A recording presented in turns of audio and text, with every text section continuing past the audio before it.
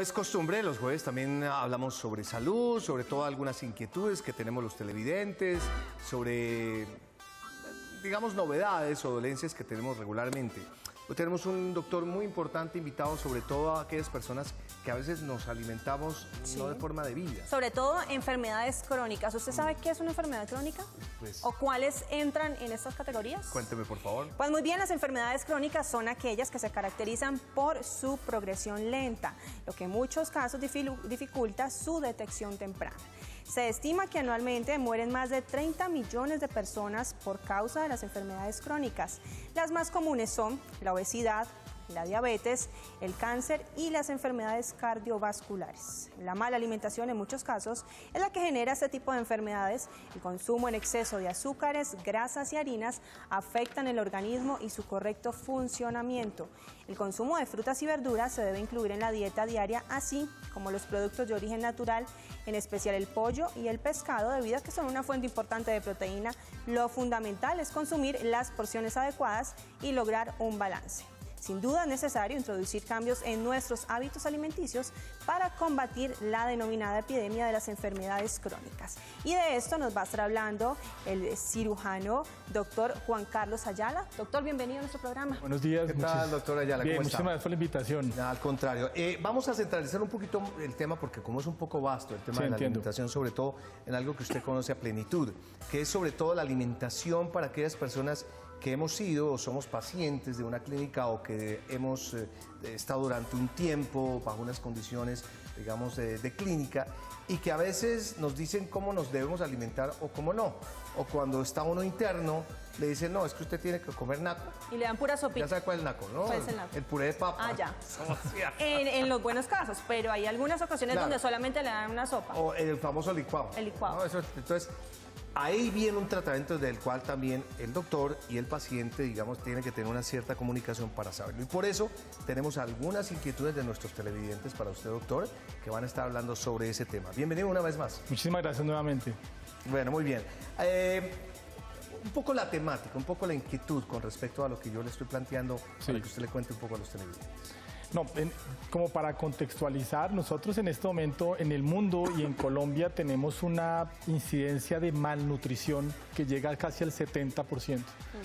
Esta cifra es alarmante, se observa mucho en los pacientes hospitalizados, que es donde yo me desenvuelvo usualmente. Sí. Pero esto genera que los pacientes sean más proclives, más susceptibles a empeorar su enfermedad que tienen de base. Ajá. Me explico, tú mencionabas enfermedades crónicas, hipertensión, diabetes. Este contexto ya trae un paciente enfermo, malnutrido, y si se le impone una carga de enfermedad aguda adicional, una apendicitis, una neumonía, pues la capacidad de respuesta de ese paciente, de su organismo, pues está completamente alterada y los desenlaces pues son nefastos. ¿Cuándo una persona del común pasa de tener una enfermedad a que se le convierta en una enfermedad crónica? Una vez instaura, como tú lo mencionabas, el 70-80% de las enfermedades crónicas son responsables o el factor común es una alteración del metabolismo gracias a factores ambientales, la dieta inadecuada, pérdida del balance de la dieta, son términos que se utilizan pero nadie explica.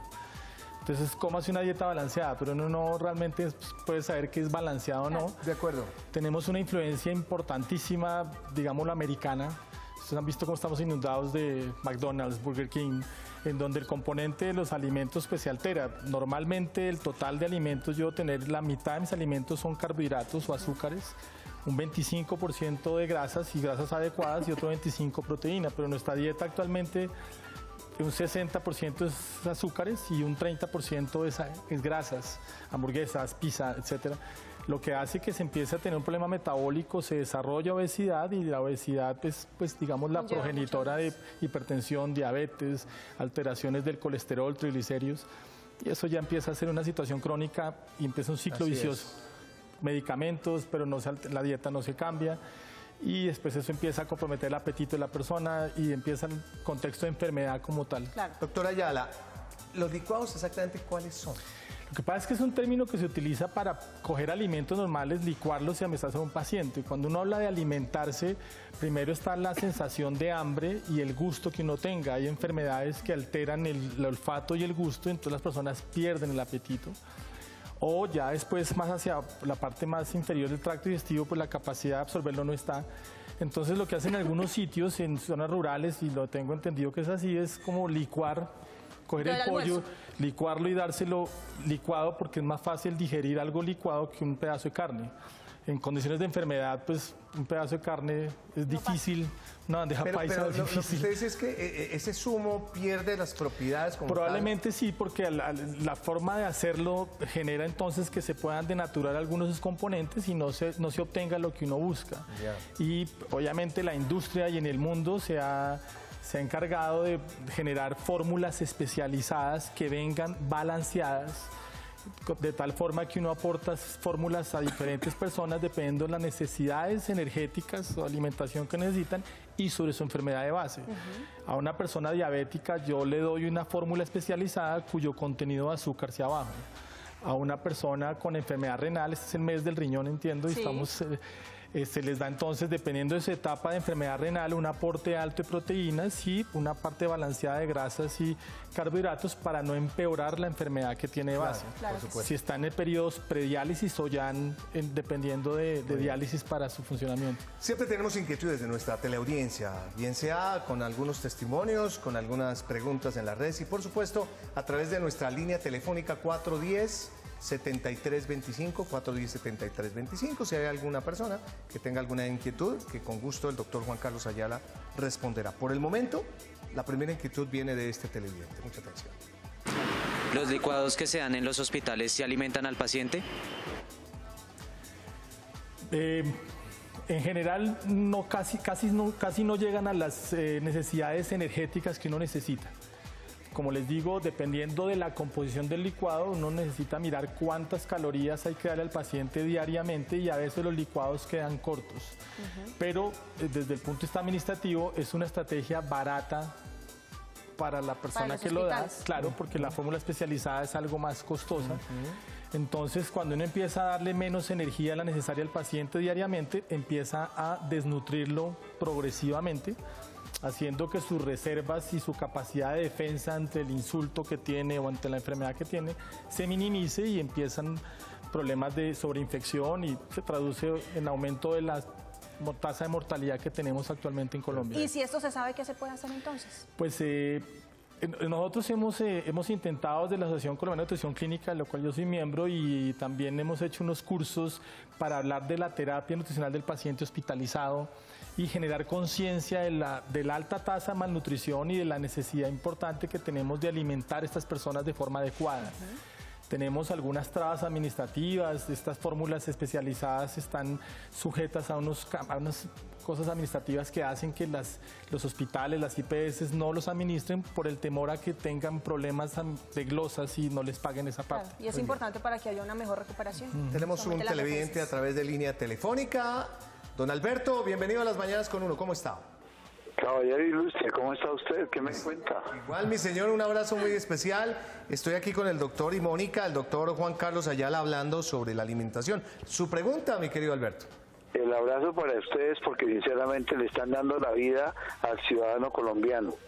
Yo le quiero preguntar al doctor, si usted se acuerda de Hipócrates, y nos dijo que tu alimento sea tu medicina y que tu medicina sea tu alimento. ¿Cuántos médicos hay en Colombia? ¿No repites tu inquietud, Albertico, por favor? Entonces, el doctor me está entendiendo y me parece que lo que él está diciendo es muy correcto porque está empezando por la parte real. Un poco de la importancia de lo que es en un ser humano la alimentación y la debida alimentación. Y él recuerda un poco el tema hipocrático, entre otros, pues usted que es doctor, sabrá qué fue lo que juró en el momento en que le dieron a usted su título. Y es como él lo decía, miren ustedes que cuando uno llega a un hospital por cualquier razón, a veces por el servicio de urgencias, por cualquier afección que tenga, lo primero que hacen es suspender la vía oral.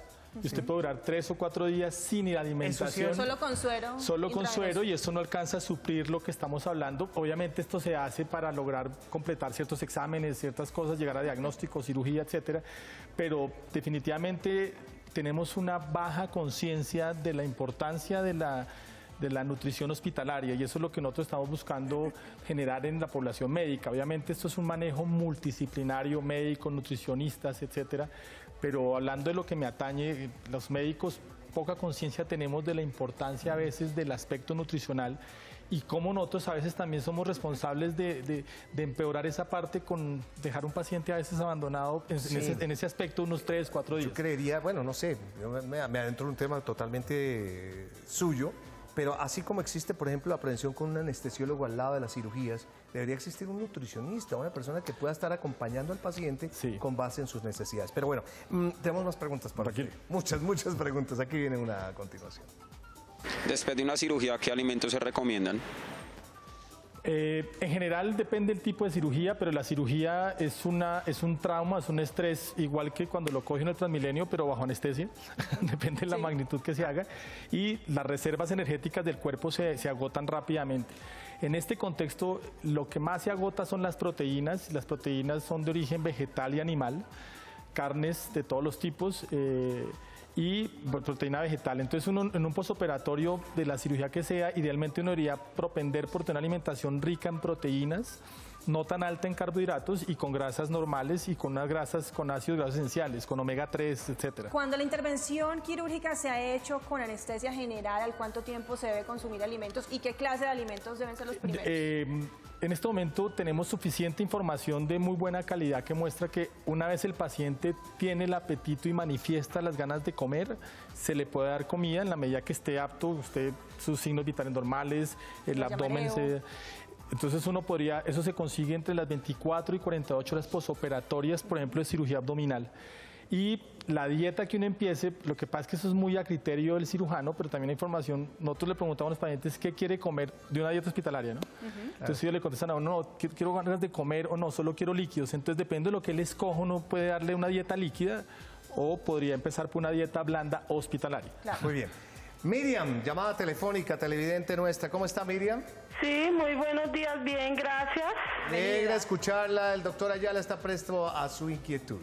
Gracias. Yo quiero hacerle una pregunta. Lo que pasa es que últimamente yo me encuentro enferma de la artrosis.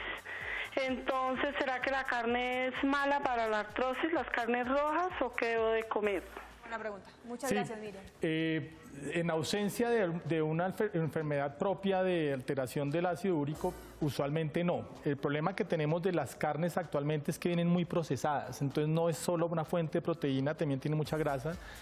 La manipulación que se le está haciendo al ganado, digámoslo, hace que se le coloquen hormonas para que crezcan, se pongan gordos. Entonces, ese tipo de manipulación hace que cuando uno come ese tipo de alimentos, algunas vías metabólicas se alteren. En artrosis específicamente, yo no vería problema en una dieta balanceada con una 20% de carnes, es decir, una porción que quepa en la mano, 3 o 4 veces por semana, sofreída, porque también si se hace en mucho aceite, etcétera, pues también pierde mucho sus propiedades y ahí hay problemas. Pero en la artrosis específicamente no. En artrosis lo que es importante sería suplementar vitaminas, elementos traza, que ayudan mucho a la regeneración del cartílago para que tenga menos dolores y menos problemas a largo plazo por ese problema de la artrosis. Muy bien. Televidente, que también tiene inquietudes para usted. La pregunta ¿es perjudicial que las personas lleven, digamos, alimentos perecederos a los hospitales? Sí, yo pienso que la dieta hospitalaria no es rica. Yo no conozco a la primera persona que le guste la dieta hospitalaria, pero es mejor no, porque a veces el contrabando de alimentos que lo sufrimos mucho, entonces ven al hijo enfermo, entonces le traen un chocorramo, perdón.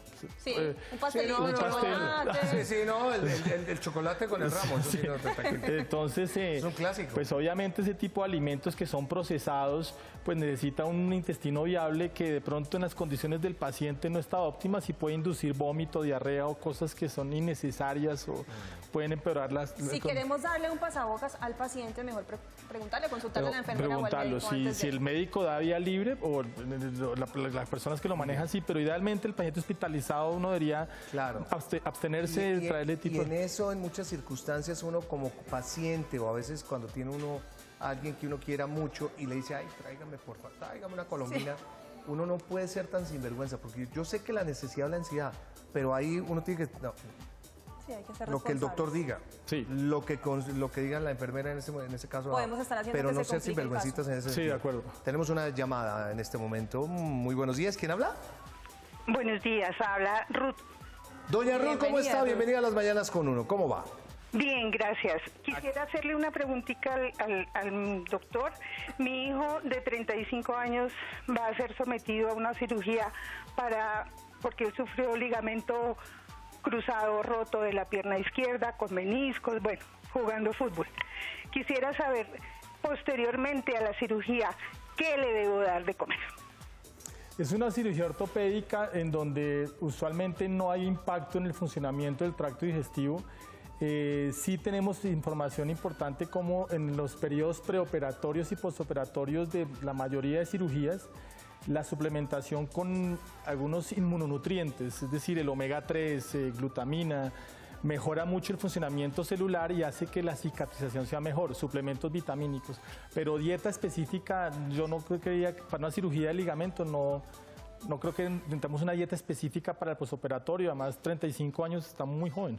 Claro, claro. Doctor, ¿qué tan maligna es la comida chatarra en pacientes con enfermedades crónicas? Total, porque la forma de procesar esos alimentos hacen que para que se conserven, entonces genera una cantidad de sustratos que son realmente muy nocivos para el organismo, pierde las propiedades del alimento normal, entonces la capacidad de aportar antioxidantes y elementos traza y vitaminas se pierde de forma importante porque ese alimento chatarra se conserva. Ustedes han visto cómo eso viene en canecas y traen acá las carnes.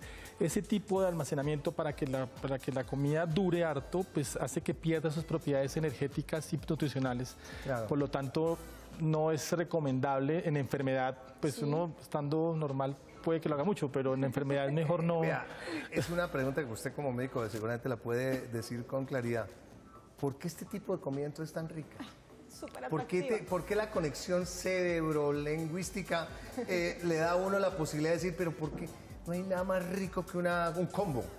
Sí. Ahí, ¿dónde está? ¿Dónde está el papitas. problema para que uno prefieres una lechuga con rúgula? Yo creo que un porcentaje importante de eso es la situación mediática, cómo ¿Cierto? lo invaden a uno, el mercado se invade con mil comerciales. cosas y Es nosotros verdad. somos víctimas del consumismo, del marquismo, etcétera. Sí. Y barato además. Sí. Y es muy rápido. Pero no es diga que comida. no sabe rico. ¿Cómo? Sí, hay algunas hamburguesas sí son ricas, pero tú te comes un combo doble carne Claro. y se comió las calorías que tiene que comerse en el ¿Qué día. alimentos de estos llamados chatarra debemos evitar si tenemos una enfermedad rápida, así rápidamente? Pues yo pensaría que no, la mayoría. O sea, el pollo frito, refrito que viene procesado, las hamburguesas, las papas para la francesa, idealmente eso no. Enlatados. Incluso las ensaladas, ¿no han visto cómo son? Parecen caucho. Sí. Porque también vienen preparadas de tal forma que duren harto. Hasta la misma ensalada de esos sitios son... Ok, siguiente pregunta de un televidente. ¿Se puede alterar la recuperación de un paciente con un alimento inadecuado? Sí, claro. Si uno con una ingesta inadecuada de alimentos, la recuperación se empeora, la cicatrización se altera de forma importante. Y claramente si mi alimentación posoperatoria es a punta de harinas y de grasas, pues obviamente también eso impacta la capacidad en la que yo me recupero otra vez para ser funcional, para cicatrizar los tejidos lesionados, etcétera. Claro. Tenemos preguntas también en nuestras redes sociales, doctor. Si sufro de sobrepeso, ¿debo evitar las harinas a toda costa?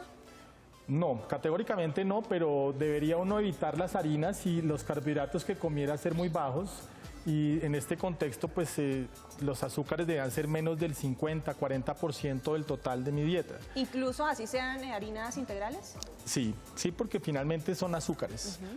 Hay unos azúcares buenos, azúcares malos, pero finalmente son azúcares y si yo estoy en sobrepeso pues y no gasto esa energía, pues lo que va a hacer es acumular más y más grasa en sitios diseñados para esto. Tenemos más inquietudes, doctor. Y dice lo siguiente. Maru nos pregunta, si soy una persona diabética, ¿puedo comer algún alimento para que mi enfermedad esté bajo control?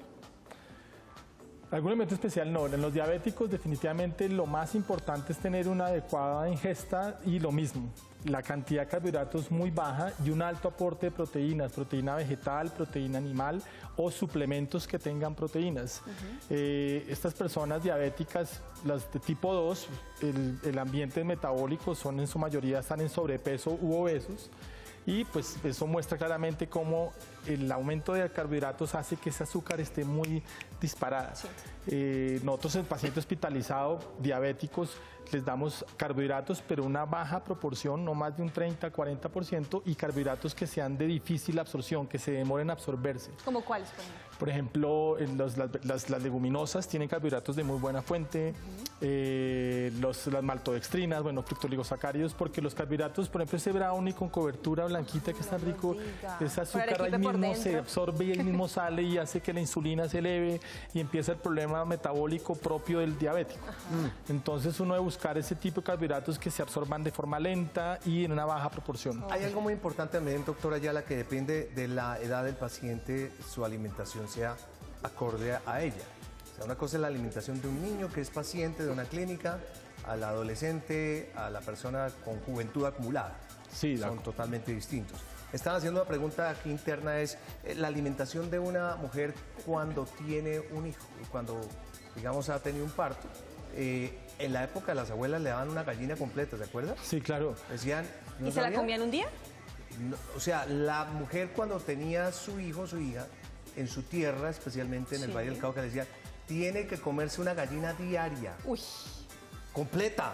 Pues desplumada, pero... En el posparto. En el posparto. Pues ahorita lo mismo.